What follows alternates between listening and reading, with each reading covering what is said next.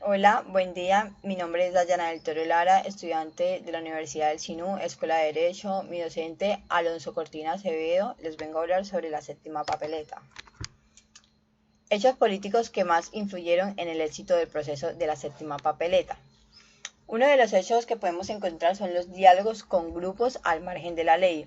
En el proceso de negociaciones de la paz con los diferentes grupos alzados en armas durante el mandato del presidente Virgilio Barco Vargas, el grupo guerrillero M-19 había hecho énfasis insistentemente en que uno de los principales requisitos para disponer de las armas era la creación de una Asamblea Nacional Constituyente para poder modificar la Constitución, la cual hasta entonces no garantizaba la creación y el desarrollo de otros partidos políticos diferentes a los partidos tradicionales, ni daba espacio de manera de representación a las minorías. Ante la negativa del gobierno de hacer una consulta popular que autorizaba el cambio constitucional, incluyendo una opción en la papeleta de votación para el presidente de la República. Los estudiantes, en particular los de las universidades, decidieron hacer un movimiento al nivel nacional para que la población incluyera una séptima papeleta, ordenándole al Ejecutivo que conformara una Asamblea Nacional Constituyente.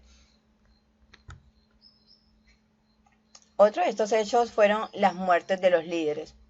El 30 de abril de 1984 asesinan a Rodrigo Lara Bonilla, que en ese momento era el ministro de Justicia en el gobierno de Belisario Betancur.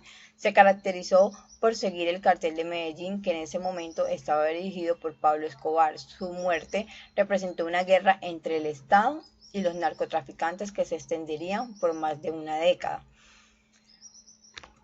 Allí otros líderes que podemos encontrar son Guillermo Cano Izaza, que se desempeñó como cronista deportivo, cultural, taurino y político, y Jaime Pardo Leal, que él fue un abogado político colombiano, fue impulsador de la Unión Patriota, de la cual fue su primer candidato presidencial, logrando una cifra récord para la izquierda del país.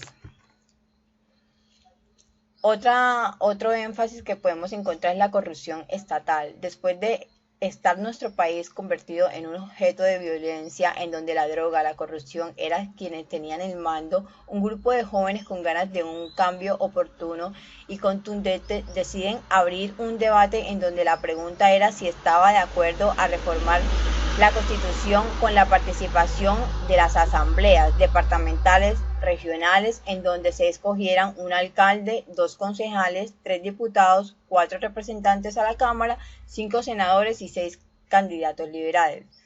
El voto al sí fue masivo, por lo cual se comienza con dicho proceso y se hacen las respectivas elecciones en donde las Fuerzas Armadas del M-19 cuentan con un alto porcentaje de participantes en los cargos respectivos y los indígenas pasan a tomar voz en las decisiones establecidas en donde antes no le tenían en cuenta para nada.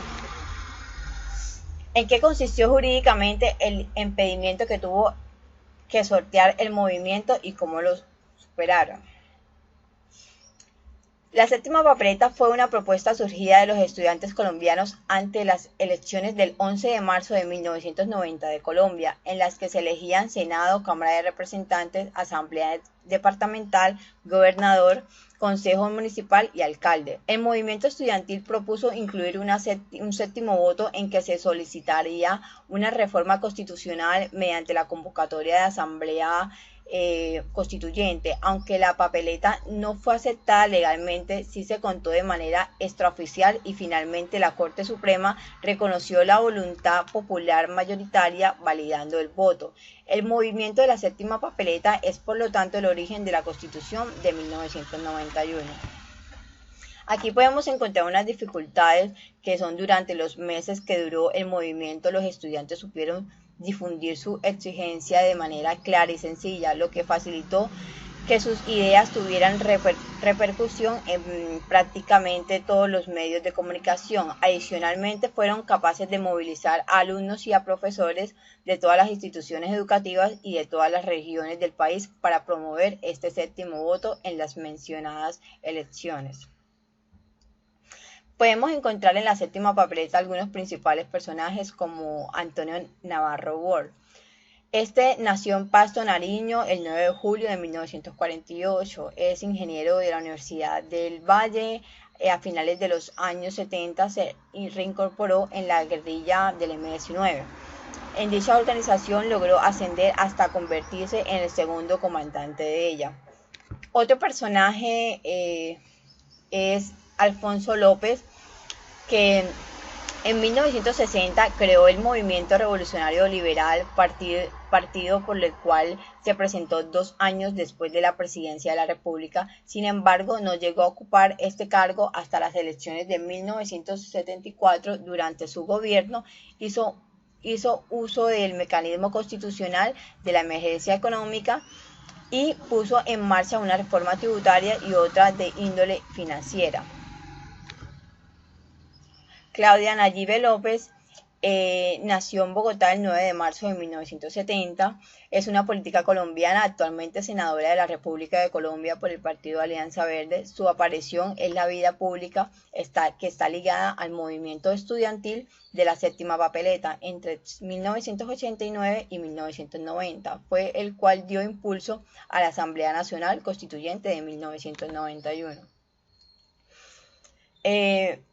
Como acciones jurídicas podemos encontrar principalmente la consulta popular. La consulta popular es la institución mediante la cual una pregunta de carácter general sobre un asunto de trascendencia nacional, departamental, municipal, distrital o local es sometida por el presidente de la República, el gobernador o el alcalde, según el caso, a consideración del pueblo para que éste se pronuncie formalmente al respecto. Entre todos los casos, la decisión es obligatoria. También podemos encontrar las reformas constitucionales. Tienen por un objeto que es una revisión parcial de una constitución y la sustitución de una o varias de sus normas que no modifican la estructura y principios fundamentales del texto constitucional. En los países con sistemas de constitución rígida o rígidamente, las reformas constitucionales requieren de un procedimiento espacial diverso al que utiliza para la aprobación de las leyes ordinarias. Muchas gracias.